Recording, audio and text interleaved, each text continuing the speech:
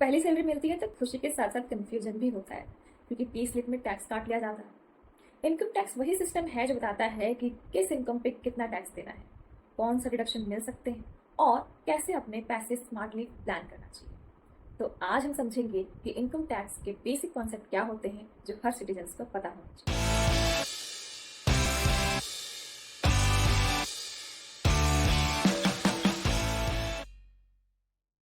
Hello everyone, मैं हूं Neha and welcome back to my channel Neha's Academy. कैसे हैं आप सब?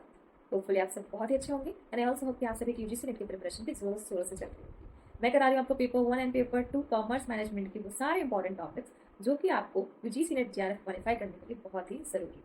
तो आप सारी वीडियो जरूर देखना ताकि आपको इसका फायदा मिल सके। तो चलिए बिना किसी देरी के शुरू कर लेंगे हमारी ये क्लास, जो कि होने वाली है आपकी इनकम टैक्स की क्लास, जो कि सारे कॉमर्स वाले स्टूडेंट्स के लिए बहुत ही इंपॉर्टेंट है, फिर चाहे वो बीकॉम के हों या फिर एमकॉम के। तो चलिए चलते हैं क्लास की तरफ। क्लास में जाने से पहले मैं आपको बता दूं कि अगर आप मेरे चैनल पर नए हैं तो प्लीज चैनल को सब्सक्राइब कर लीजिएगा, बेल आइकन को भी जरूर प्रेस कर लीजिए एंड साथ ही कमेंट में बताना कि आप सभी को मेरी वीडियो कैसी लगी। ओके, तो चलिए शुरू कर लेते हैं हम हमारी आज की क्लास, जो कि है आपकी यूनिट नंबर 10 इनकम टैक्स के बारे में। ठीक है, तो आज जानेंगे हम basic concepts of income tax. Unit number 10 मैं यूजीसी नेट कॉमर्स वालों की बात कर रही हूँ। अदरवाइज अगर आप मैनेजमेंट से हो तो आपका यूनिट चेंज हो जाएगा। और जो भी कॉमर्स एंड मैनेजमेंट के स्टूडेंट्स हैं उन सभी के लिए ये टॉपिक बहुत ही इंपॉर्टेंट है, क्योंकि ग्रेजुएशन एंड पोस्ट ग्रेजुएशन दोनों ही स्टूडेंट्स के लिए बहुत ही ज़रूरी है। ठीक है, तो आज हम जानेंगे कि इनकम टैक्स का बेसिक कॉन्सेप्ट क्या होता है और ये किस तरीके से आप पर लगाया जाता है। ठीक है, चलिए मिलते हैं हम हमारे नेक्स्ट स्लाइड पे। मैं हूं नेहा शर्मा और मैं यूजीसी नेट क्वालिफाइड हूँ कॉमर्स सब्जेक्ट से। मैं आपको करा रही हूँ पेपर 1 एंड पेपर 2 दोनों की प्रिपरेशन, जो कि बेसिक के साथ साथ आपको आपकी जड़ मजबूत करेगा एंड साथ ही साथ आप इसके क्वेश्चंस भी कर पाओगे और आप नेट जेआरएफ क्वालिफाई कर पाओगे। तो ये तभी हो पाएगा जब आप इस पर रेगुलरिटीज बनाए रखो और आप इसके सारे टॉपिक्स लिखना, क्योंकि सारे टॉपिक्स आपके लिए बहुत ही इंपॉर्टेंट है। पेपर 1 तो कॉमन सब्जेक्ट है, हर किसी के लिए है, एंड पेपर 2 जो कॉमर्स एंड मैनेजमेंट का करा रही हूँ मैं, वो कॉमर्स एंड मैनेजमेंट वाले देखेंगे। चलिए ठीक है, चलते हैं नेक्स्ट स्लाइड पे। और हमारी पहली स्लाइड क्या है, व्हाट इज इनकम टैक्स। तो इनकम टैक्स क्या होता है? ठीक है, तो जैसे देखो मैंने अभी आपको बताया कि लीगल एस्पेक्ट्स में जैसे कि बहुत सारे एक्ट होते हैं। ठीक है, और उसी में एक आता है जीएसटी। तो ये क्या होता है, ये गुड्स एंड सर्विसेज पे जो टैक्स लगते हैं, वो मतलब जो चीज़ें आप यूज़ कर रहे हो स्टेशनरी, जो आपका डेली वाला जो रूटीन का जो इसेंशियल है, उन सभी को जो आप यूज़ कर रहे हो, थिंग्स यूज़ कर रहे हो, उन सभी पे, उन सारे गुड्स पे और आपके सर्विसेज पे जो टैक्स लगते हैं उसको GST goods and service tax कहते हैं। इनकम टैक्स जो आपके इनकम पे टैक्स लगता है। टैक्स का मतलब क्या है कि आप अपने इनकम का कुछ हिस्सा गवर्नमेंट को दे रहे हो ताकि वो आपका डेवलपमेंट कर सके, कोई कंट्री का डेवलपमेंट कर सके। ठीक है, तो इसके बहुत सारे स्लैब्स होते हैं, बहुत सारी चीज़ें होती हैं, रूल्स होते हैं, रेगुलेशंस होते हैं, ताकि आप इनकम टैक्स के दायरे में आते हो नहीं आते, ये सारी चीज़ें जानेंगे हम। और इनकम टैक्स कौन कौन सी इनकम पे लगता है ये सब कुछ जानेंगे। तो चलिए चलते हैं, हम देख लेते हैं सबसे पहले कि इनकम टैक्स होता क्या है। तो tax imposed by central government on income of person. तो किसी भी पर्सन के इनकम पे जब सेंट्रल गवर्नमेंट टैक्स लगाती है तो उसे हम कहते हैं इनकम टैक्स। ठीक है, ये गवर्न होता है, इनकम टैक्स एक्ट 1961 पे आया था। तो आपको ये भी याद रखना चाहिए कि आपका जो इनकम टैक्स एक्ट आया था वो 1961 में आया था। It charged annually on income earned in previous year. तो जो आपने प्रीवियस ईयर में अर्न किया है उस पर ये चार्ज लगेगा। इसका मतलब क्या है कि अगर आप ये पूरा आपको, जैसे देखो आज मान लो 24 से 25 के बीच में जो आपने इनकम कमाया है, 24 से 25 का मतलब क्यों है इसमें कि अगर इसमें 24 शामिल है और 25 शामिल है तो इसका जो सेशन ईयर होता है वो चलता है अप्रैल से लेकर के मार्च तक। तो ये 1 अप्रैल से लेकर के 31 मार्च तक चलता है। ठीक है, तो ये सेशन ईयर है। अब इसी के बीच में जो आपने इनकम कमाया है वो आपको देना होता है कब, 2025 से 26 वाले में। मतलब प्रीवियस ईयर का जो इनकम आपने कमाया है उस पे जो, उस इनकम पे जो टैक्स दे रहे हो आप, उसे कहेंगे इनकम टैक्स। फॉर एग्जांपल अगर एक्स जो है उसने अर्न किया है 5 लाख इन फाइनेंशियल ईयर, तो उसको पे करना पड़ेगा कितना, 25 से 26 में। ठीक है, अगर उसने 24 से 25 में कमाया है 5 लाख, तो 25 से 26 में उसको उस पर टैक्स देना है, उस पर पे करना है। ठीक है, समझ में आ गया आपको? मतलब अभी जो इस साल कमाओगे आप, 10 ईयर जो भी कमा रहे हो, तो इसमें क्या आता है, फाइनेंशियल ईयर आता है और एक आता है प्रीवियस ईयर आता है। ठीक है, तो फाइनेंशियल ईयर का मतलब क्या है, जिस साल आपका कम हो रहा है, और प्रीवियस ईयर का मतलब क्या है कि पिछले साल के बारे में बात कर रहे हैं। ठीक है, तो आज का जो फाइनेंशियल ईयर है, नेक्स्ट ईयर हमारा वो प्रीवियस ईयर बन जाता है। ठीक है, तो नेक्स्ट ईयर में जब वो प्रीवियस ईयर बन जाएगा तो प्रीवियस ईयर पे ही हम क्या करते हैं, टैक्स कट करते हैं, टैक्स लेते हैं, ठीक है। चलिए आगे बढ़ते हैं हम और देखेंगे previous year and assessment year में क्या डिफरेंस है।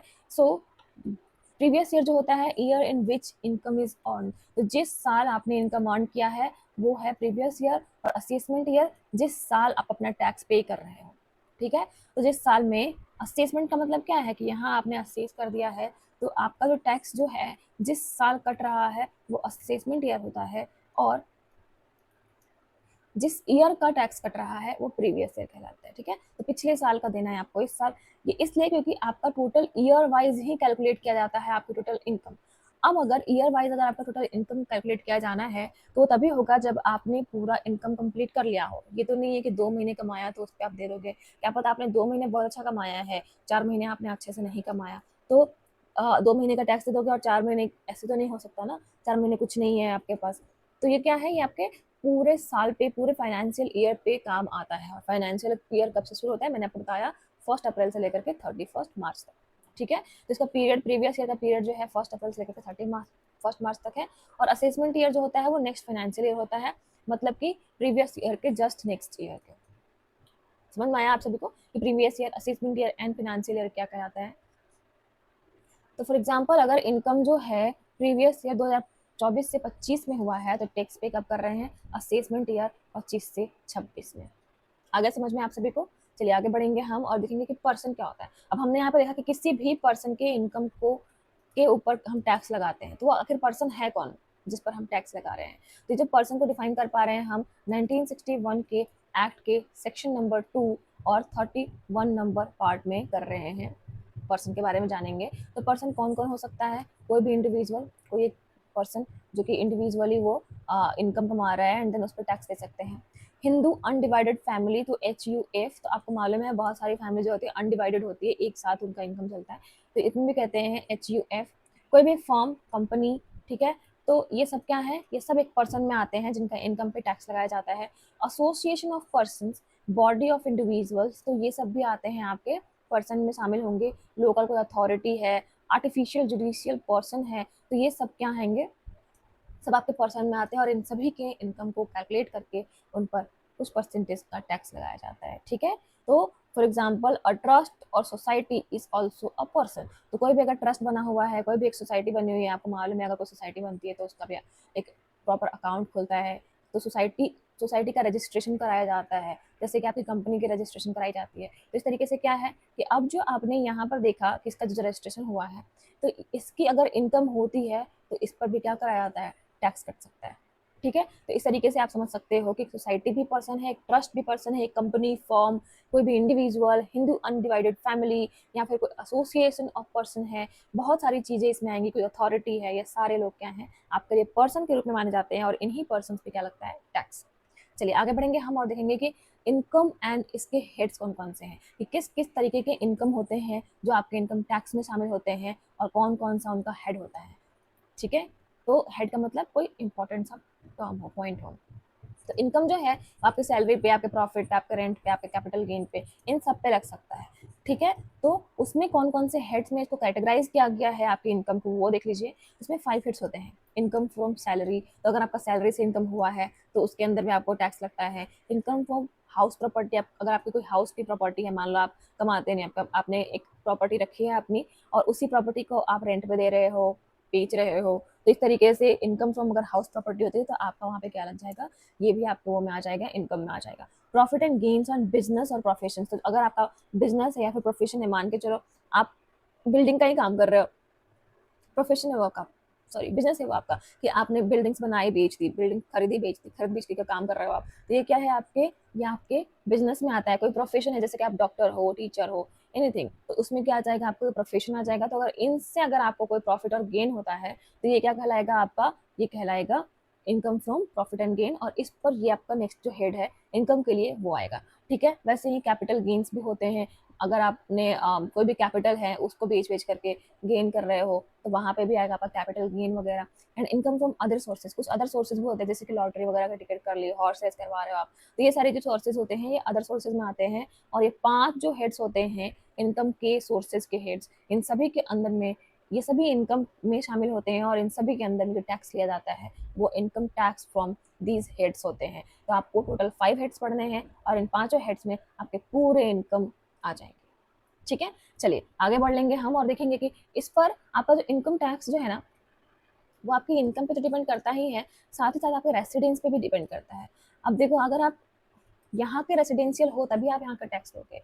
इंडिया में यहाँ का जो स्लैब बना हुआ है टैक्स का, वो तभी आप भर पाओगे, तभी आप दोगे अगर आप इंडियन हो। तो इंडियन कैसे हो गया, आपको रेसिडेंशियल यहाँ पे देना पड़ेगा, आपका रेसिडेंशियल स्टेटस दिखा जाएगा कि आप रेसिडेंशियल में कहाँ से हो, कितने दिनों पर यहाँ पे रुके हो, ताकि आप कितना टैक्स दे सकते हो। ये सारी चीजें आएंगी आपके इसी में। ठीक है, तो इनकम तो आप देख लोगे कि कितने हेड्स होते हैं, पर इसमें रेसिडेंशियल स्टेटस भी देखा जाता है, जिसके बारे में अगर हम अभी बात करें तो वो कुछ इस तरीके से आपको दिखेगा।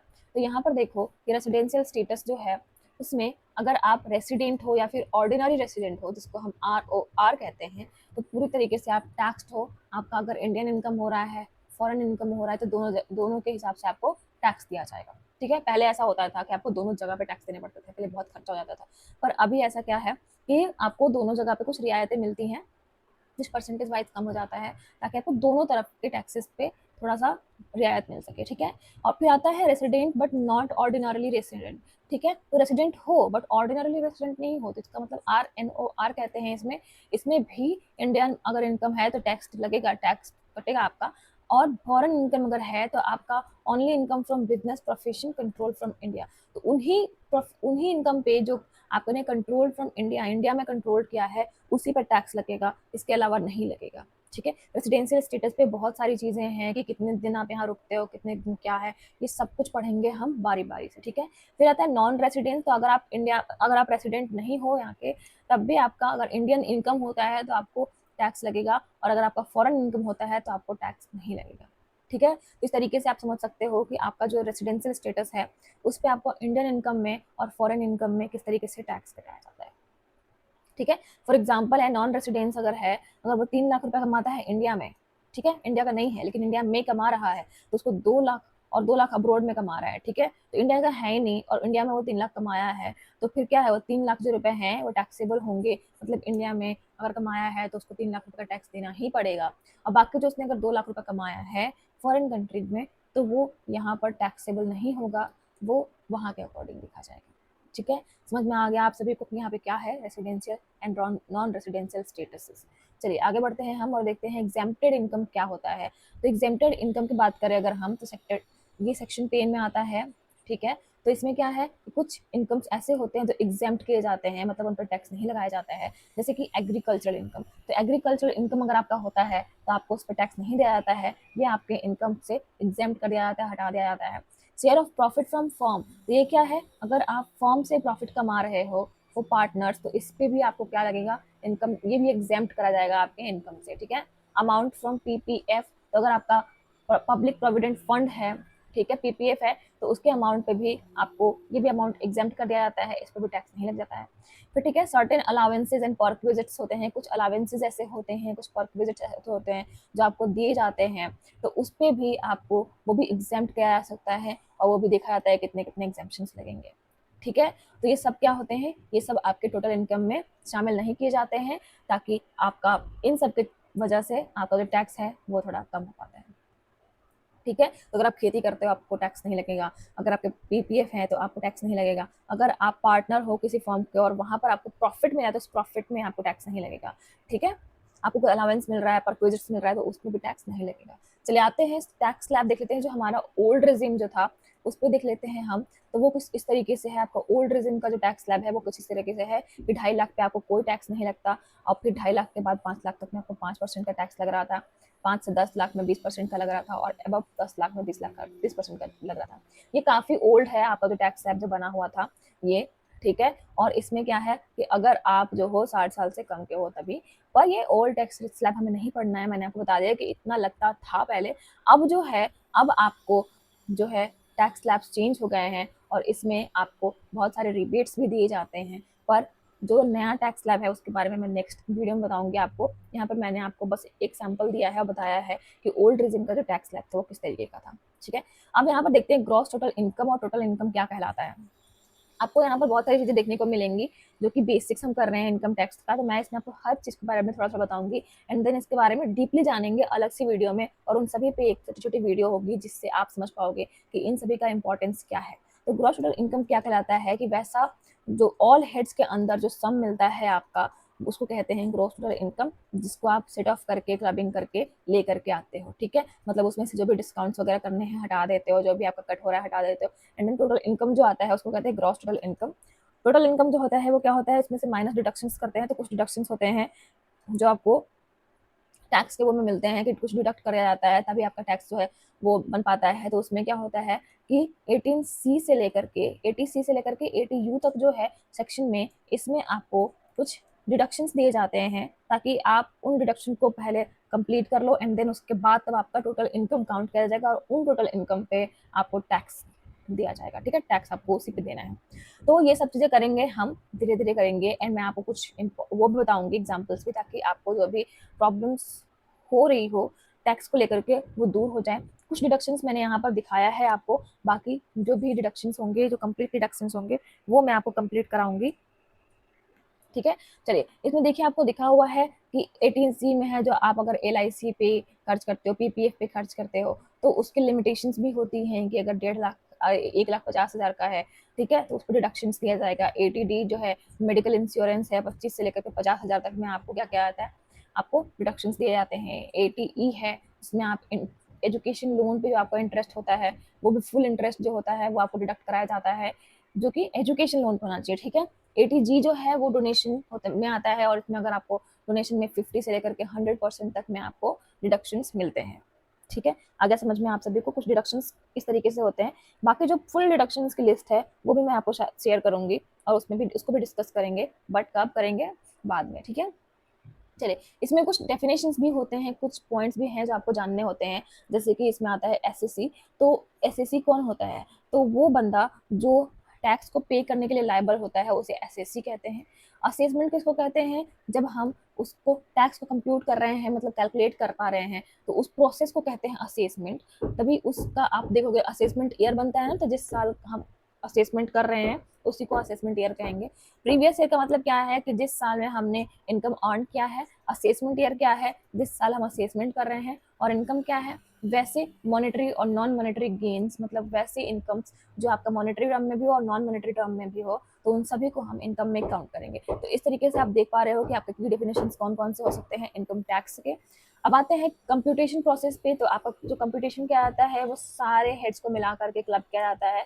देन उसके बाद सेट ऑफ लॉसेस करते हैं, जो लॉसेस वगैरह हुए हैं उसको सेट ऑफ करते हैं, फिर ग्रॉस टोटल इनकम निकलता है, फिर डिडक्शंस को माइनस करते हैं, देन आपका टोटल इनकम आता है। और फिर उसके बाद टैक्स की रेट कितनी होगी, कितने पे आएगी, उसको करेंगे एंड देन उसके बाद जो सर चार्जेस लगेंगे या फिर सेस होगा उसको हम ऐड करेंगे एंड देन जो अमाउंट आएगा वो होता है टैक्स पेएबल। तो इस तरीके से आपका कैलकुलेट होता है और ये प्रोसेस होती है आपकी कैलकुलेशन की। बाकी हम जितने भी हेड्स वगैरह कर लेंगे उसके बाद में आपको एक अच्छा सा सैंपल दूंगी, आपको बताऊंगी कि किस तरीके से आप वहाँ पे कैलकुलेट कर पा रहे हो, ठीक है। बाकी यूजीसी नेट वालों के लिए नॉर्मली जानना इतना ज़रूरी है क्योंकि आपने ऑलरेडी ये सब कुछ कर रखा है पहले से ही। पर अगर आपको इसका प्रोसेस कम्प्लीटली प्रैक्टिकल वाइज समझना है तो मैं इसको ज़रूर समझाऊंगी आपको, और वो भी अगले किसी वीडियो में जिसमें हम पूरे हेड्स कंप्लीट कर लेंगे, तभी जा करके आप इसको फाइंड कर सकते हो, इनकम टैक्स निकाल सकते हो, ठीक है। मैं उसमें आपको जो न्यू रेजिम है उसका भी टैक्स स्लैब बताऊंगी। चलिए ठीक है, तो आज की क्लास में हमने पढ़ा कि टैक्स जो होता है, इनकम टैक्स जो होता है वो टोटल इनकम पे लगता है, और इसमें आपको हेड्स अंडरस्टैंड करने थे। आपने डिडक्शंस देखा, आपने देखा रेजिडेंशियल स्टेटस भी होता है। इन सब ये सब जो बहुत ही इंपॉर्टेंट चीज़ें हैं, रेजिडेंशियल स्टेटस, डिडक्शंस होते हैं, हेड्स जो होते हैं सारे, ये सब कुछ जानना है आपको, और ये सब की मैं अलग अलग से वीडियो लेकर के आऊँगी ताकि आपको इन सब से रिलेटेड कोई दिक्कतें ना हो, ठीक है। और इन सभी को क्या करते हैं, कंप्यूट करते हैं, सिस्टमैटिकली करते हैं, ठीक है। तो आपको समझ में आ गया होगा कि हमें जो ये सब चीज़ें करनी है वो सिस्टमैटिक ढंग से करनी है, बाय प्रोसेस करनी है, और सब सारे हेड्स भी जानने हैं, डिडक्शंस जानने हैं, रेजिडेंशियल स्टेटस जानना है, ये सब कुछ जानना है। और ये सब कुछ बहुत इंपॉर्टेंट है आपके इनकम टैक्स के लिए, तभी आप इनकम टैक्स को पूरी तरीके से जान पाओगे। क्योंकि आई नो कि सभी को लोगों के लिए ये बहुत ही हार्ड सा सब्जेक्ट है, बट मैं आपको जब जिस तरीके से पढ़ाऊंगी उसके अकॉर्डिंग आपको बहुत ही ईजिली लग जाएगा, ठीक है। तो आज की क्लास में आई होप आपको समझ में आ गया होगा इनकम टैक्स में क्या क्या चीज़ें इंपॉर्टेंट है और कौन कौन सी चीज़ें पढ़नी है। चलिए मिलेंगे नेक्स्ट वीडियो में नए टॉपिक के साथ। तब तक के लिए thank you so much for watching the video. Wish you very all the best for your preparations. Video को लाइक करना बिल्कुल मत भूलना एंड कमेंट में जरूर बताना कि आप सभी को मेरी वीडियो कैसी लगी।